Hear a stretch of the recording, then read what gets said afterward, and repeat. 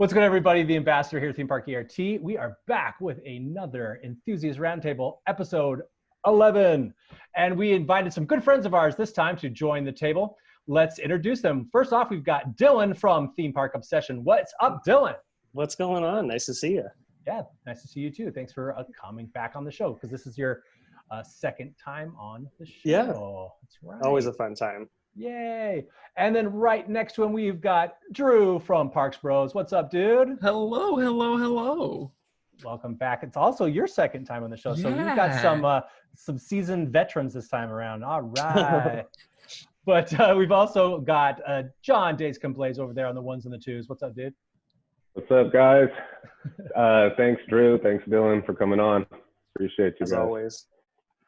Well, hey, as the summer drags on, we still don't have parks open here in Southern California, but we do have.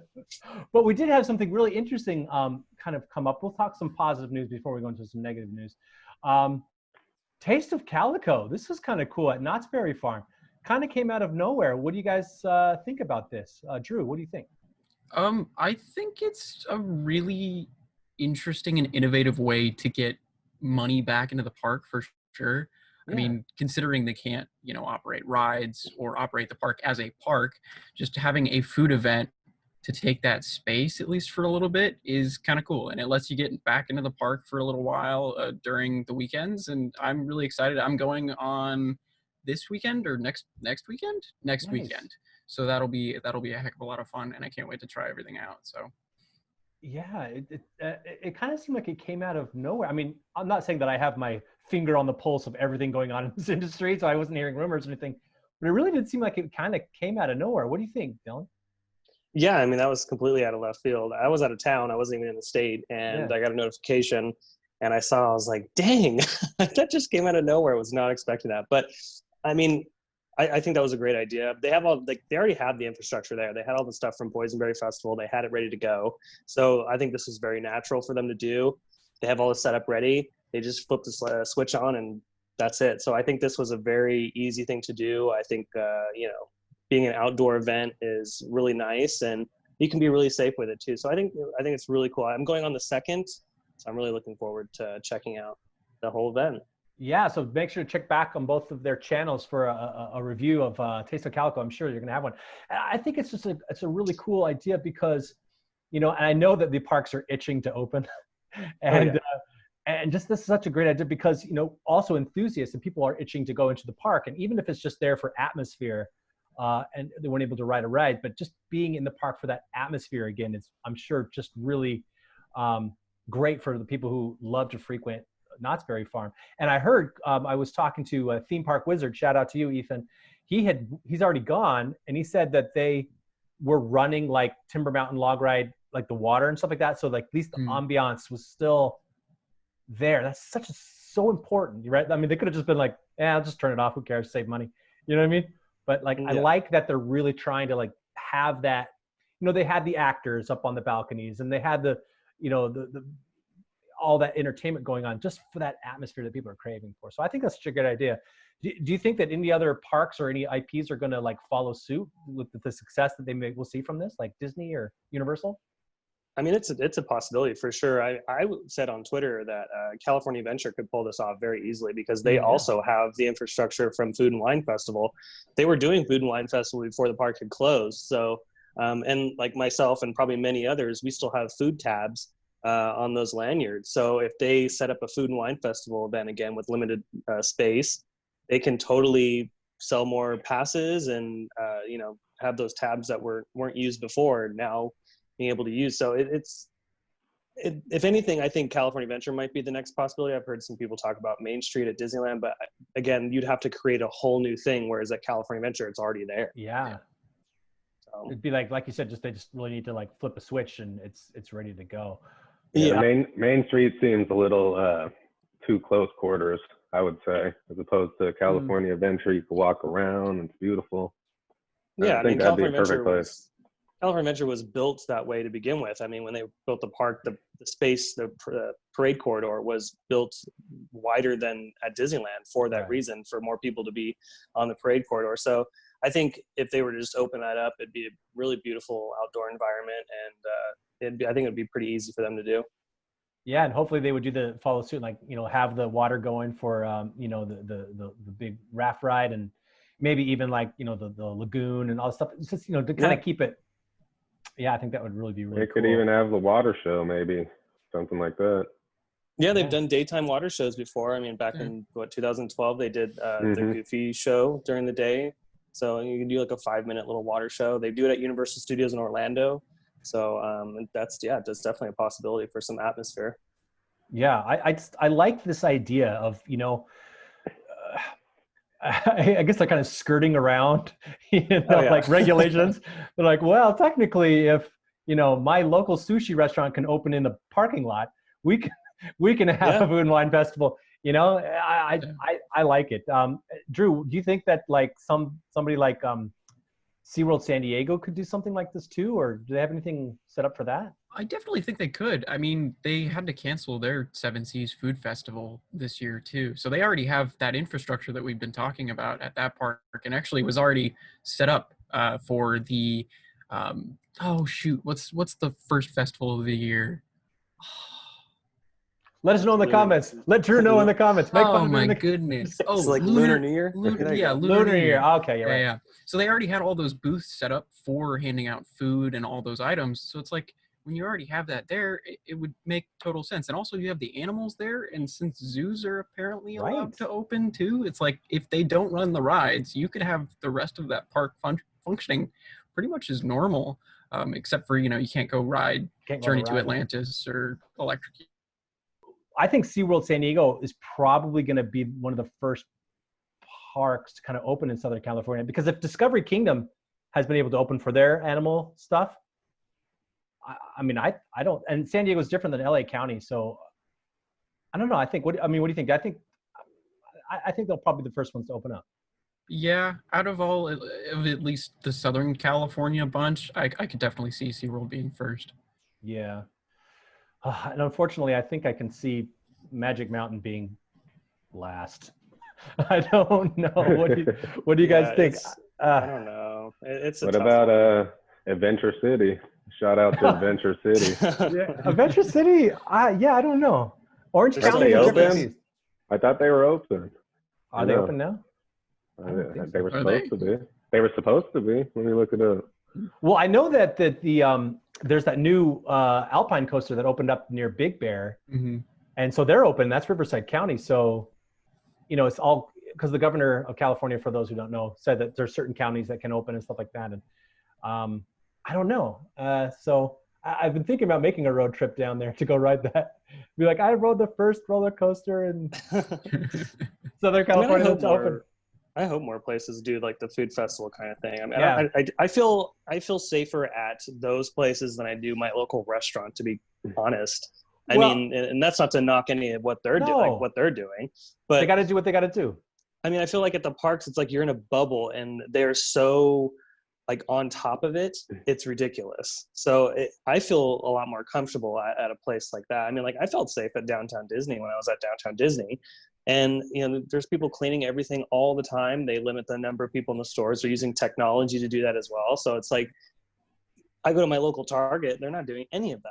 So yeah, I was going to say, if a Home Depot can open, Six Flags Magic Mountain and Disneyland can open. I know that for like with Six Flags Magic Mountain, at least, it's so wide open. It seems and you've already got other parks around the country that have opened, and also internationally, where they can use that example, what they've been doing, implement it, and it should be completely fine. I know Disney's a little different beast because they're dealing with like unions and things like that, which is a different animal. That's kind of hard to say. But like Knott's Berry Farm, I mean, good for Knott's Berry Farm. They're just like, yo, look, we got to do something. To figure it out.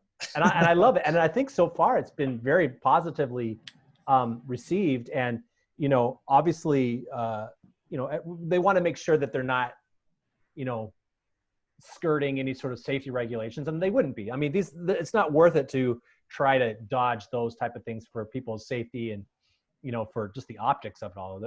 People are going to be completely smart and safe and clean and, I mean, that's the thing. I mean, the people that are behind these initiatives, they're not dumb people. I mean, they're very intelligent people. They have a lot of people behind them that are doing a lot of research. They're not just going, hey, let's do a food festival. Cool, let's do it. No, I mean, there's a lot of like R&D that goes on behind the scenes to figure out, okay, how are we going to do this properly? They've probably spent thousands of dollars, if not hundreds of thousands of dollars, in just making sure that they're doing the right thing. So yeah, I mean, and a lot of people forget that.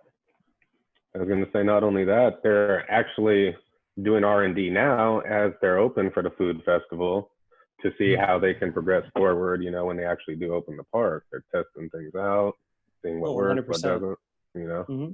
Yeah, so we look forward to both of your reviews of Taste of Calico. I wish I could go, but I'm actually going to be out of town for about 2 weeks. So wow. We'll get into that later. This show's not about us; it's about you. But yeah, speaking of you know, interesting new things, Intamin. I know, Drew, you did a video about this. Yeah. Intamin out of left field for the upcoming, you know, precursor to IAPA in Asia. What do you guys think with these new rides? Do you think it's a ripoff or nah? Drew, you go first. Oh boy. I'll chime in last.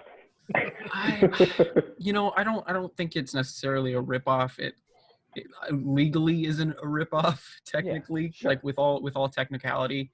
But after looking more, especially like that single rail model that Intamin has, it's very different to the Raptor. The heart lining is very different. You're not straddling the track. Your feet are actually on top of the track, so you're going to be higher up. So that'll lead to a different sensation. You have just a lap bar. Also, the bottom of the track is actually curved. So it's not just like an eye box or anything like that. So that'll make it look different, especially in person. I don't know. There's a lot more differences once you start looking more and more into it. And especially seeing something like that launched, though, makes me incredibly excited. Yeah. And then, of course, the other models that they have, like the Giga Splash and the Ultra Splash, both of them look like fun. Sure, the Ultra Splash is really, really similar, at least in layout and like idea, as a mock Power Splash. But I mean, we'll see. We'll see what happens with like that type of model. I don't really necessarily see those models coming to the US too much, at least the Ultra Splash and the Giga Splash. But like the single rail, I could definitely see, and especially the one thing that I think is going to be the most successful out of the four is for sure that the vertical LSM coaster. That just looks like a heck of a lot of fun, and especially like the upside down launch. And just I don't know if I'd necessarily say it's copying. It's definitely taking notes from other companies and what they're doing. But I mean, heck, that's what a lot of companies do in so many different fields, and try and play off of each other to make each other better and better. And it always ends up benefiting us, the customer, you know, and it just makes for more and more better things. And I'm super excited about that more than anything. Lay it on us, Dylan. Yeah, you know, I'm glad that RMC, Mach, and Premier gave Intamin all those plans. And I mean, it was great that they were able to branch it. And it all looks the same. When I saw that, I was like, oh, I wonder where they got that idea. But no, in all seriousness, like I think Intamin's going in the right space. I think those rides are going to be very popular amongst people, depending on, you know, what park they put them in. And the upside down launch is really cool. I think that was a really neat element to that concept of a really compact coaster, which I think is probably going to be one of the more popular models that they sell, because it seems like a lot of parks now are focusing on, you know, how can we fit an amazing coaster in a small footprint, and that coaster is like the perfect purchase.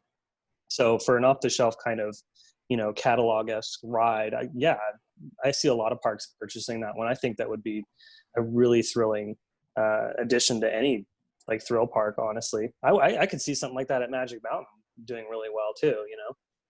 Yeah, no, for sure. And we all know that Intamin launches are like the best. Like we love Intamin launches. So, you know, I like Premier launches as well, but like, with the one we're talking about, like, having been on a ride like, say, like V2 vertical velocity, those type of, or Flash vertical velocity, whatever, and kind of similar. I've also been on Volcano, the blast coaster, kind of like that.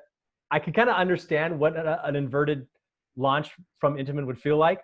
And it's funny that that's never been done before. Like they announced it and everybody goes, oh Yeah. Oh, we didn't even think about that. Yeah. And Yeah, I love Intamin. I mean, they're like my favorite manufacturer right now. And so, yes, I see it, and I see a lot of design inspiration. We thought that Pantheon was ripping off RMC. yeah. Some Some of its elements, yeah. But you know what, though? I love it. Just like Drew said, like, in my opinion, I mean, what kind of phone do you have? Yeah, it's copying other phones. Yeah. It's just, or a car. I mean, now everybody wants to be the Tesla. You know what I mean? It's like, it only benefits us. And Intamin is such a storied manufacturer who's had a kind of a last decade of kind of being poo-pooed on. Mm-hmm. So I'm like, I like that they're coming back. I see the resurgence with Pantheon, with this Velocicoaster, with Hagrid's being success, all these different coasters, with them really kind of making this awesome comeback. And also, I think it really validates Fred Grubb and Alan Schilke. Not that they already needed validation. I mean, the product is doing very successful, and they're the hottest ticket in town right now. But to have someone like Intamin, who's been around for so long, start ripping them. I mean, what do they say? Imitation is the sincerest form of flattery. That's why it's so mind-boggling to me, and that's where I want to just chime in real quick. Like, I was saying to you earlier, we had, like, you get a position at Intamin, your job's not to go copy something else. It's to come up with something of your own. And that's my only issue with it. I mean, I get it. They're going to make each other better and all, but I don't know. If I had that job, I'm thinking outside of the box, period. Well, then that's when you start applying for SNS. That's true. That's true. So, I mean, I think, I like I said, like, I think the products are going to be great. And they've been knocking it out of the park. Dang it. I mean, Hagrid's is a fantastic coaster, and with the new coaster going into Islands of Adventure now, I mean, that they're making great things. So it's going to be exciting to see what park gets one of these new products, especially the water attractions. I could see Magic Mountain using one of those attractions as well. I mean, Tidal Wave, she's old, time to go. So I think, doing something innovative like that would be perfect for that. Yeah. I think that the Giga Splash is just an updated version of their water coaster anyway. I mean, you look at the one that's like an Energylandia, whatever. Yeah. I like that they made it spin, and I love the fact, and the thing is, with the single rail made it possible. Basically, it's just a waterfall now. There's no flume. You don't need a flume anymore. So you can just have, like, I love that look of just that. It was like just straight up waterfall. It's probably a cheaper product. It probably is, because they just have to do plumbing now. You don't have to have the thing float on a flume or anything like that. And I don't know. What do you guys think? Do you think that the Perilous Plunge might come back? Well, they I don't know. They were saying they're like some new train or something, some new boat, but it's the same one from the Plunge, isn't it? The theater seating boat. It's similar. It's similar, right? Yeah, different restraints and like different wheel assembly at least, but okay. I mean, same in essence. Do you think that would be a good fit to go back to Knott's Berry Farm? I don't think so. No? I think Knott's is I think Knott's should continue to stay focused on creating experiences that are not so much like family-esque and just like, little kid oriented or whatever, but like, I think the direction that Knott's is going, especially with like fairy tales and stuff, I think that is the perfect direction to go. I mean, they could build a coaster that's fantastic, a few years down the line, but I think focusing on world-class entertainment and attractions that are more immersive than what they've done before, and plussing up the attractions they already have, I feel like that is what's going to continue to make that park more of a crown jewel within their collection of theme parks around the country. Okay. Yeah, I can definitely agree with that, because the past 3 years alone, I mean, heck, past 5, 6, 7 years, it's just been nonstop re-upping their old attractions and just making them brand new again and really enjoyable. And they're bringing a heck of a lot of people back into the park. So I don't see why they wouldn't stop that. And also something I've noticed a lot with the general public that ends up visiting Knott's, they always talk about Perilous Plunge and how it was scary and not safe and, all these things from the past stigmatisms that happened with the ride itself. So I don't know if I can necessarily see that type of ride coming back anytime soon at Knott's until it's probably long forgotten. Well, they could just rename it Pleasurable Plunge. Yeah, I mean, Hey, like we got Coast Rider, so yeah. Yeah, you know. There you go. Yeah, no, I think Knott's. Yeah, I'm sure Knott's will build another thrill attraction soon, and I'm sure it'll either coaster, whatever, but I think the focus on just creating an amazing park all around in general, not just about the coasters and stuff. And when I think of that, I think of like Six Flags. Six Flags, that's what they do, and they do it beautifully. Like they come out with something new, and it's like it's new and it's innovative, it's cool, it draws in the crowd. That's like what I see Six Flags with Knott's Berry Farm. I picture Knott's Berry Farm as like a miniature version of Disneyland, and respectively, like it's.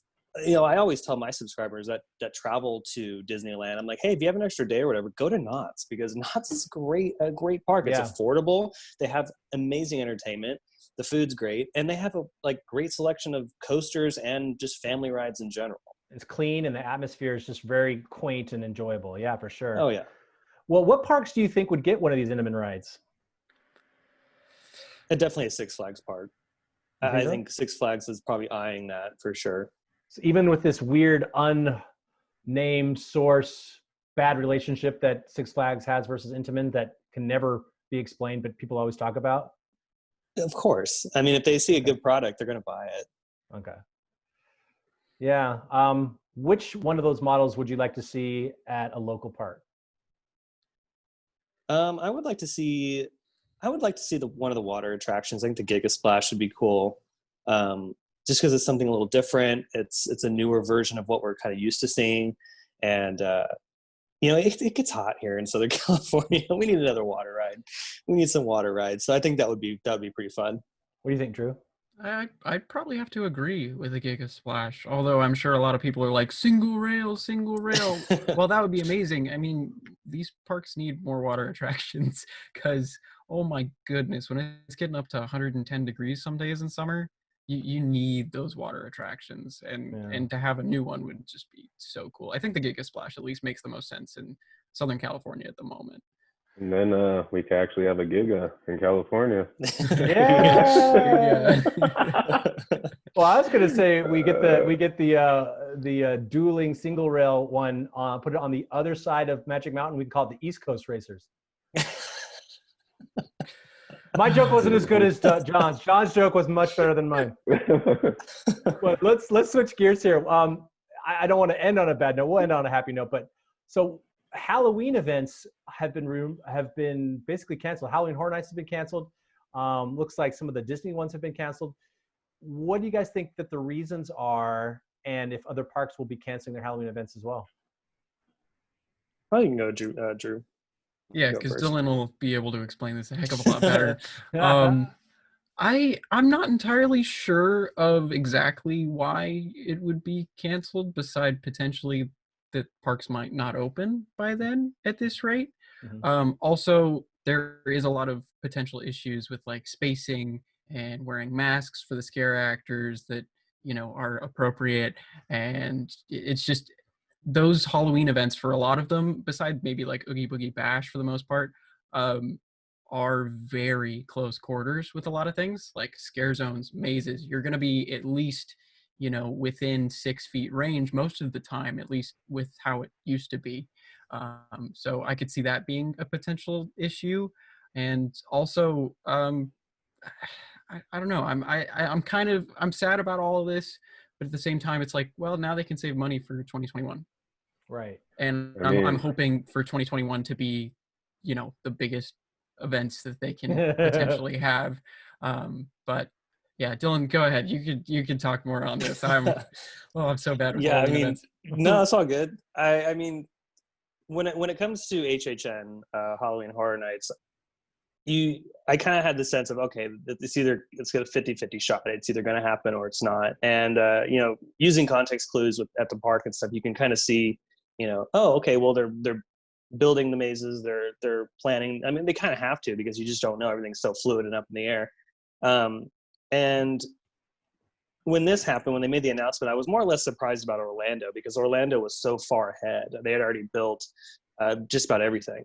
And they built the tribute store that's in the park. And so I was like, okay, if anything, I was thinking Orlando was going to do it. But everything's, been canceled. And when Disney made their announcement a while back ago about Mickey's Not So Scary Halloween Party in Florida, I was like, okay, that's probably the first domino, and we just don't know when the other dominoes are going to fall. And sure enough, here they all come. It just, as far as like those close contact events, like Not Scary Farm and Halloween Horror Nights, it's very difficult to do. And I was a character for, a long time at those parks, and it's thinking about, okay, well, how do you socially distance in a scare zone? How do you socially distance in a haunted attraction? How do you pulse the attraction? If you let 5,000 people into the event and you have, say 4 mazes, okay, well, how often do you send someone in the maze? And how do you space that out? How do the actors, it's a logistical nightmare. So that was probably the biggest thing, was like, okay, we just can't do this. It's difficult. Let's just allocate this money towards next year. And what I'm thinking is, if, in Hollywood, they can take it all apart, put it in storage, and then just use all of that for next year. So they're already ahead of the game. And then as far as in Orlando, all those mazes are housed in tents and backstage like areas. So they can potentially leave those up all year long and fine tune all of them. So come 2021, I mean, we might be seeing, like what Drew said, we might be seeing some amazing Halloween events. And, with Oogie Boogie Bash, same kind of scenario where it's like it's close contact with characters and stuff. You got to think about people handing out candy. How's that going to work? So it's very difficult. It's sad for sure. Like, I'm a huge Halloween guy. Like I said, I've worked in the Halloween industry for a very long time, and being a part of that was really special. And then seeing this happen, it's a huge hit to the economy for sure, because you got to think of all the people that are hired to build the mazes, all the people that are hired to do costuming, the design process, the sound, all of that. I mean, there's so much that goes on with these Halloween events, and not just at Universal, but all the parks. So that was a huge hit, but I think it's for the better. And at the end of the day, this is all just temporary. I mean, these are just temporary things. So I think 2021 is going to be that year where if you don't go to a Halloween event, you're missing out, because I think it's going to be really big. Well, I think it's going to be good for coasters too, and theme parks. Like, I think all these coasters that got delayed, like think of like Iron Gwazi and like Icebreaker and all these different things. 2021 will be good for coaster, because they're just going to open them up and it's just going to be like, wow. And then like, Halloween events as well. Dylan, you just recently went to Cedar Point.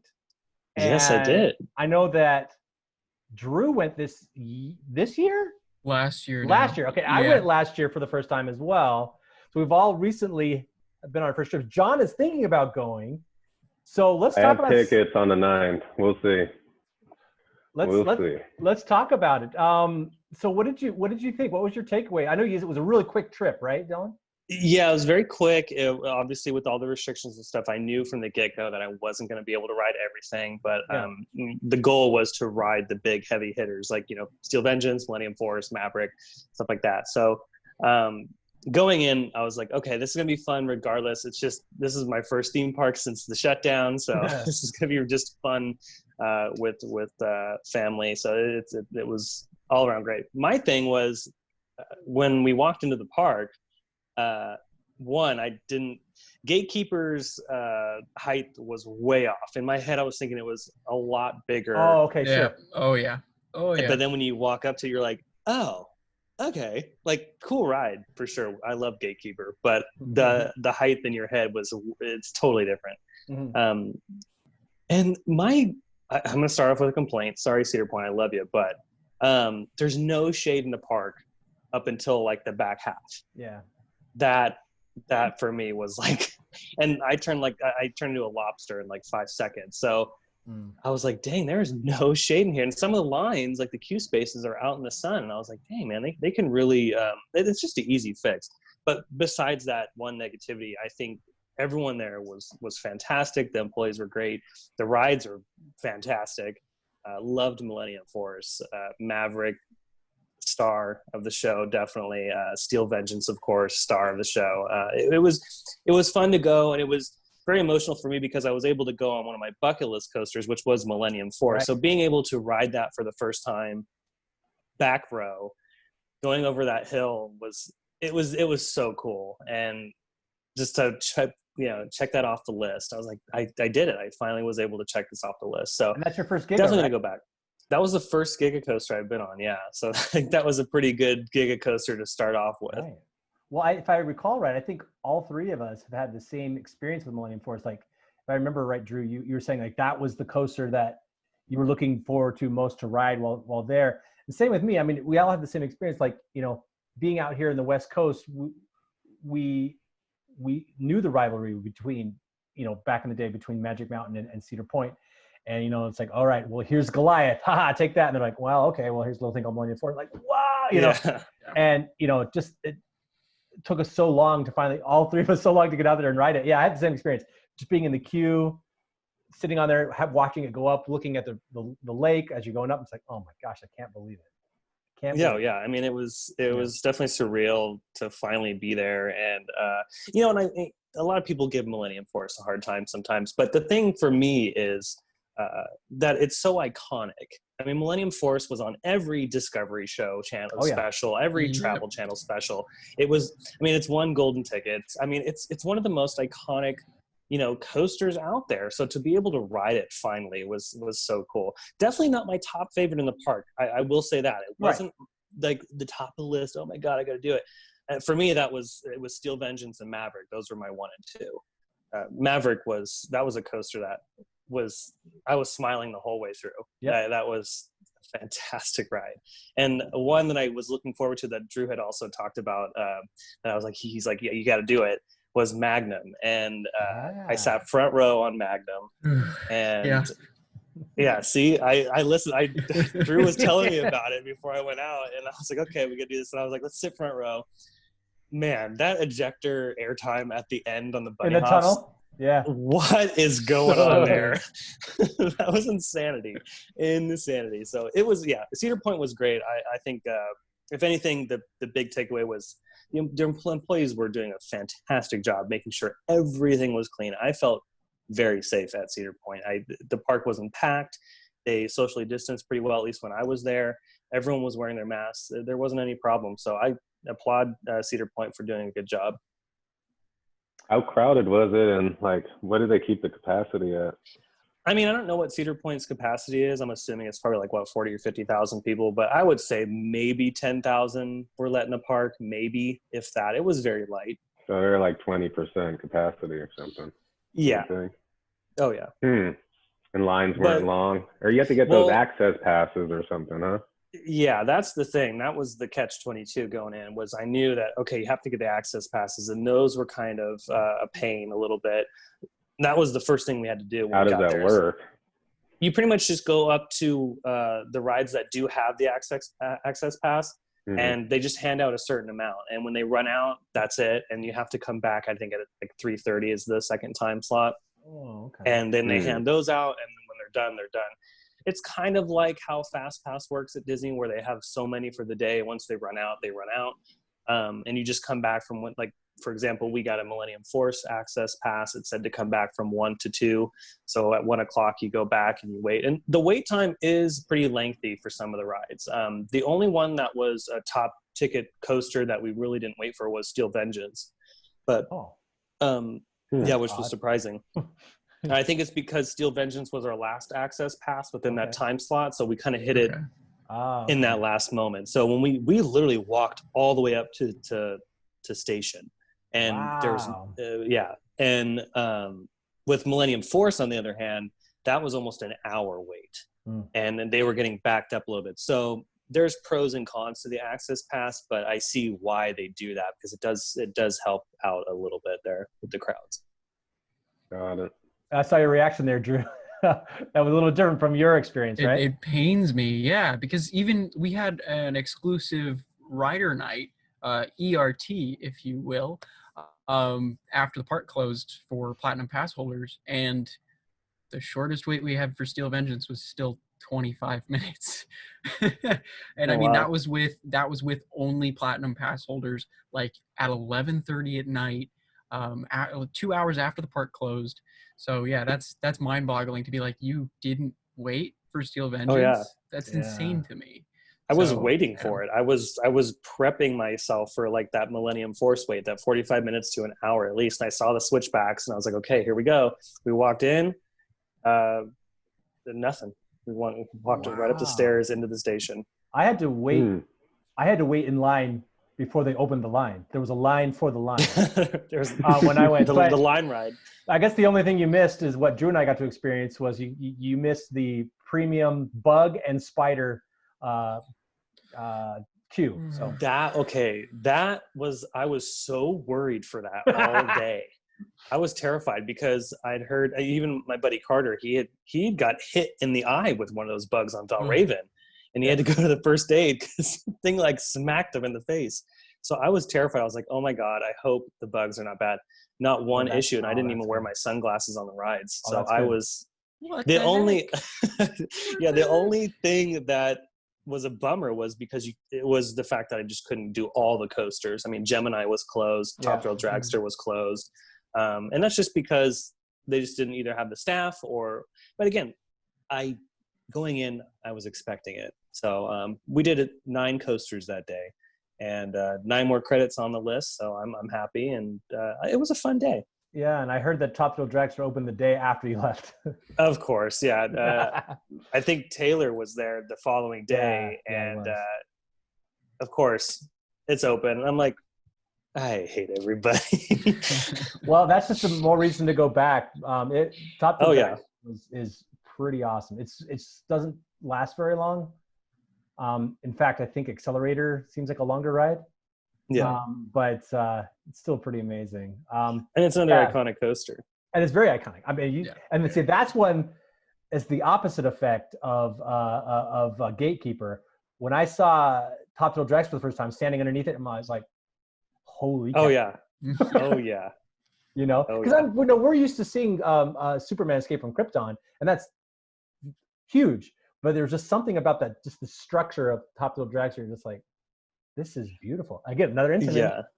Yeah. I mean, the proportions on Gatekeeper. I'm so used to Magic Mountain because when you pull up to Magic Mountain, I mean, you're greeted with X. You know, like boom, right off the bat. So when you go to Cedar Point, I forgot what element that is on Gatekeeper. It's the turnaround back through the gate again. But that specific element, that piece of steel, was like kind of tiny, and I was like, wow, that's actually not that big. That's where it valleys. I wonder how. Okay. That's right where it valleys. Yeah. True. Yeah. If there's a lot of wind coming from the lake. Oh, well, now I know why it would valley there. But yeah, like, no, Cedar Point was really, really, I think for me when I went, because I actually stayed on property at the Lighthouse Point, those little cabins in the back. And so we got to enter through the back over by Magnum. Just walking up and down the midways there was just something that even made it, I mean, for me, even more than the rides did, just that atmosphere of like, you know, I've seen so many POVs, I've seen so many videos, I've looked at Google Maps for hours, but I am walking down the street, you know, and I think that's the same experience that people get when they go to Disneyland for the first time, or say like Universal Orlando, like, it's like, wow, here I am, you know? And that being said, is there a park in the world that you have as a bucket list park that you want to just walk in and have that statement that will just smack you down? I can't believe I'm here. For me, it would probably be Tokyo Disney Sea. Yeah. I think that would be the park that you'd walk into and go, wow, what an amazing piece of artwork this is. And John, for you, would it be Adventure City? Yeah, exactly. 100%. Oh, we love Adventure City. I think out of all of us, Drew, you're the only one that's been there, right? Yeah, I've been like 3 times now, I think. Yeah. Because I always have friends from out of state, and they're like, "Hey, I need the credit." I'm like, "Okay, I'll totally go support this park again." Because I mean, they're awesome. So, and Rewind Racers is so much fun. I can never say it correctly. Rewind Racers. Yeah, that's what comes out of my mouth when I try and say it. But it's a nice little family park. Yeah. Doesn't the kiddie coaster go through a tree too? It does. Yeah. Yeah. It literally goes over a tree branch. It's just the oddest little thing, but it's theming. Pretty fun. Yeah, theming. Take for that, the freeway. Well, another thing that just dawned on me is like California has probably, and I don't know, I have to verify this, the most coasters that have the word racers in it. I wouldn't be surprised. Yeah, we're up there. Well, I can think of 3 off the top of my head. Yeah. We used to have soapbox racers too. There you go. Drew, you never said what your park was that Oh, you're yeah. gonna like Oh, well, excited to see. definitely. I mean, if I can't say Disney Sea since you've taken that. No, you can say it. Well, definitely Disney Sea. Like, obviously, that entrance is just immaculate, at least from video. Yeah. But beside that, probably something like Animal Kingdom would be up there for me. That was a beautiful park. Another one that would be up there for me now is probably Hershey Park. Yeah. Which it intrigues me. Maybe it might not be like the most amazing front entrance or anything like that, but it does intrigue me to like want to go now because of the new front entrance and everything that they put in this year with Candemonium too. And another one I'd definitely put up there is like Islands of Adventure for sure. Especially getting out to that lagoon for the first time and then just seeing like everything. That's I will have to say I've been to Universal Orlando a few times, multiple times, and going there often now. And every time I go, it still gives me those feels of like when you walk through City Walk and you see just the Universal Archway, and then you go over to Islands of Adventure and you see all that. It still gives me that like tingly feeling that you're excited to go. I adore the Universal Orlando parks. Same with Volcano Bay. When you go into Volcano Bay and you see that 200-foot volcano with a water slide in it, you're like, this is gorgeous. I think you just like volcanoes. Disney Tokyo, Disney Sea, Volcano Bay. Yeah, I'm just the volcano. No, I love the first statement of all these parks, and Drew mentioned Animal Kingdom. Animal Kingdom is another one. Like when we went, it was raining that particular day, and it just added to the atmosphere. And oh man, Animal Kingdom, that's something else. And speaking of Florida, you're going to be going out there a lot more often for your channel. Is that right, Dylan? Yeah. So I've always, since the start of the channel, I've always wanted to just cover more than what was here in Southern California. And I've always been eyeballing Florida because I see a lot of opportunity there. I adore the parks out there, both Universal and Walt Disney World. So the first step is going to be Universal Orlando. So yeah, I'll be out there probably once a month. Covering the parks, having a good time, doing reviews on the hotels and the experiences there, the special events, and it's gonna be exciting. I'm so looking forward to it. Like I said, I really love what Universal is about, and I love their parks out there. It's always a great time.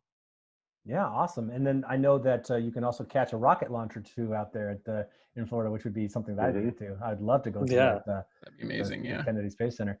I did that one time. I went out there when I was a kid, saw the space shuttle take off. Oh wow! And then came back here, and my grandparents took me to Edwards here or Vandenberg. Yeah.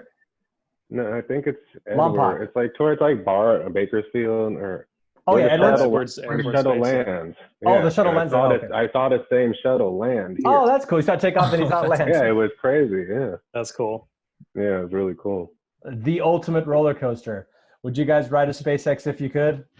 Yes. Heck yeah, I would. 100%. Let me think about it for another 6 months. Drew doesn't know. I would only ride it if they put X2's trains on there. Then I would be out. That would be it for me. No. Whoa, there. That'd be it. So what? Other than I'll ask this to you, Drew. What are there any other parks? I know that everything here's closed, but do you have any plans coming up to go anywhere? What's coming up for you? Not currently. I did have plans to go to Florida this August, back before all this started. But now money's like, no, not. Yeah. So you can go with us. Well, like I couldn't do a trip where I was going to spend a week and a half in Florida because that was my original plan, and go to Busch Gardens, SeaWorld, Disney, Universal, everything. But that's just not possible, especially like not the Disney and Universal parks for me right now. at least I have a platinum pass for SeaWorld, which is nice. But beside that, yeah, no, there has been no plans unless we're talking like all the way in November potentially. So, and maybe Silver Dollar City, that'd be kind of cool. Yes. But yeah, that's pretty much all I have really in my head, at least at the moment. So. And Dylan, I know you said you. Let me know if you go to Silver Dollar. We'll do. I might want to join you. Oh, I would love. That's like, oh my gosh, I'd love to go there. Like, I know, Dylan, you said that you're going to Orlando. Is there anywhere else outside of Florida that you're thinking of? I know you just. Not at the moment. I know Drew and I have been talking about some stuff. I don't want to reveal too much about that, but it's my main focus is Florida. I think Okay. California, Southern California, and Florida are my top priorities right now. And there's still parks in Florida that I haven't been to. I haven't been to the SeaWorld Park out there. I haven't been to Legoland and Busch Gardens. I haven't done any of those parks. So there's still a lot of work to be done in Florida, but I don't know. It's hard because there's so many parks that have new attractions, and it's hard to pick one, Right. And I know, John, you said you're thinking about. We got tickets. You were thinking about going up Cedar Point. It's gonna be even more hard next year. Yeah, oh yeah.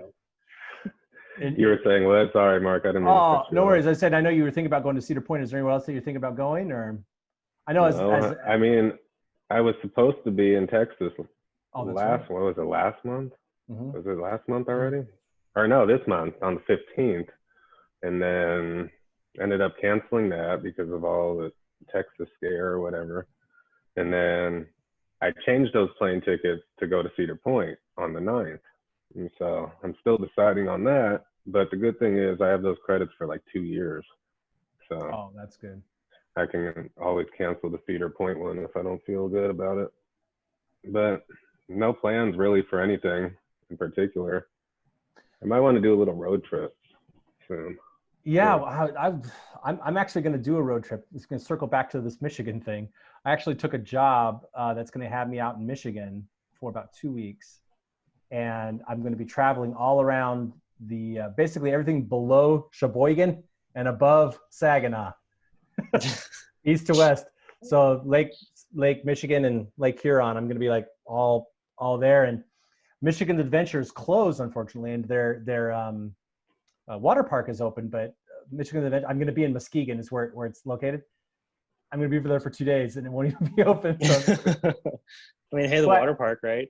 I mean, I may hit the water park, but the thing that's interesting is that, I went to RCDB and started looking at other roller coasters, and there's about 6 little teeny roller coasters throughout the state that I'm going to try to hit. So I'm going to do an official Michigan Adventure without Michigan's Adventure. That's what it's going to be called. So you may want to check that out. Awesome. Coming up on our channel soon. I'm going to be probably live vlogging me driving around the middle of Michigan. So if you're in Michigan and you want to come say hi, just shoot me a message, I guess. But and then other than that, I actually am going to go to Texas. I'm going to go to Six Flags Over Texas in August, on August 11th. Going down there to visit some friends, and we only have 2 days down in Texas, so I'm in Dallas, so that's the only place we can go. I'd love to go to the other ones, but so we'll see. I'm excited for Six Flags Over Texas. You've been there, right, Dylan? Not Over Texas. I went to Fiesta, Texas. You went to Fiesta, Texas. Drew, have you been to Over Texas? Nah, just Fiesta. Yeah. No. Well, maybe one of these days. Over Texas has some good stuff. Yes. When I was researching it, there was some good things there. Well, and they have an RMC. The original. I mean, yeah, it almost intrigued me a little more than Over Texas. I mean, Fiesta, Texas. Yeah. But, so we'll see. I'm excited for the Mr. Freeze coaster, or what's it called? Batman? No, it's called Mr. Freeze coaster, right? Yeah. No, Mr. Freeze.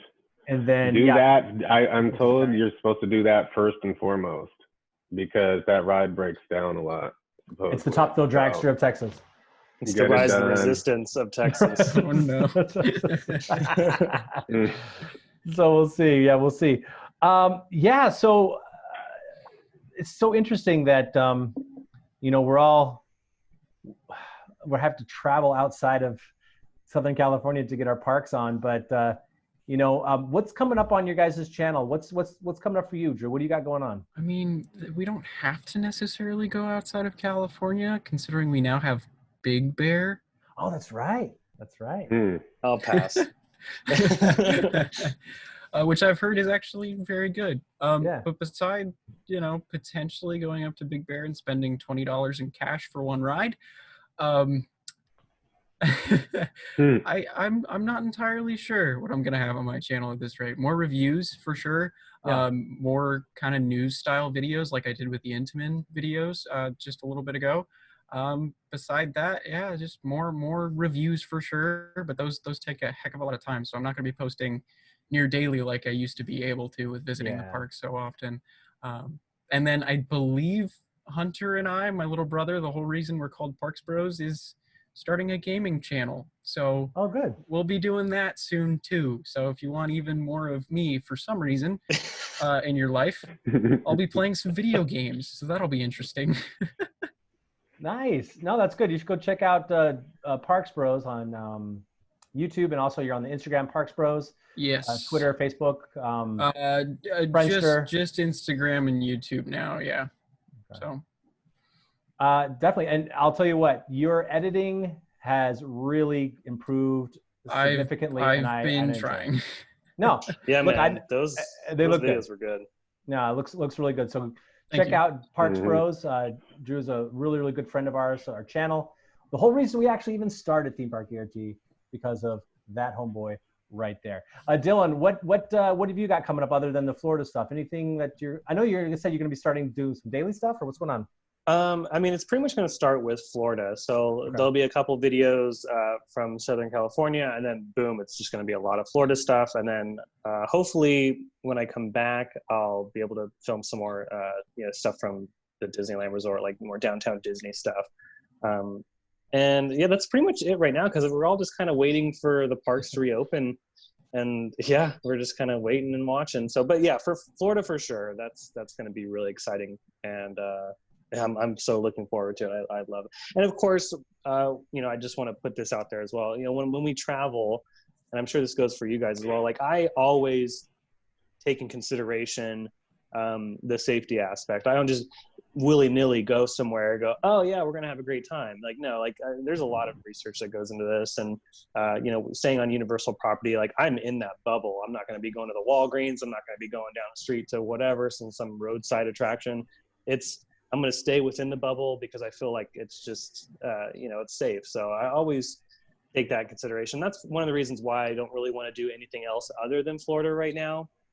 I feel like Southern California and Florida, those are my two destinations for a while.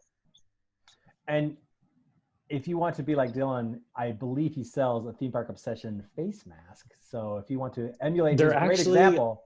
Are they gone? They're actually all gone. Okay, so what you do is buy a cheap one at 7-Eleven, get a Sharpie, and just put Theme Park Obsession on it, and then he will sue you because that's his name. No, good point. I mean, I'm the same thing. People might be freaking out, oh my gosh, you're driving all around Michigan. No, what I'm doing for my work is going to be completely, it's I can't really talk about what the work is, but I'm not saying it's the CIA, but no, but I'm completely safe. I've got, here's a cool thing. I actually got a flight from Los Angeles to Chicago on American Airlines, $25 one way. Oh, yes. The flights are extremely cheap right now. Our September trip to Florida, that was like maybe $100 if that round trip nonstop on American Airlines. Yeah. Cool. So go ahead, John. I was going to say the big question here is how's the back of your hair? Oh, it's gone. Yeah. You want to see? Let's see. Oh, much better. Did you guys happen to see his mullet? Or you guys didn't catch that probably. So you have to check out, if you check out our last roundtable, we had Canopy Coaster and Lonely Thrills. It's worth it just to see the hair. I went to Chicago in June, and you could get your haircut there. And as a prank on my wife, I basically got like a mohawk type of thing, and it basically was like a mullet in the back, and it was pretty funny. So, that's so good. So, it was funny, definitely. Yeah, but it's gone. Who knows? I'm going back out to Michigan again. Maybe I'll get another one. Who knows? That's what I say, when in Rome, right? But no, we love Michigan and we love Chicago. But yeah, so Drew and Dylan, if you want to shout out your social medias again, go ahead, Drew. Yeah. Frozen, I do the YouTubes. Great.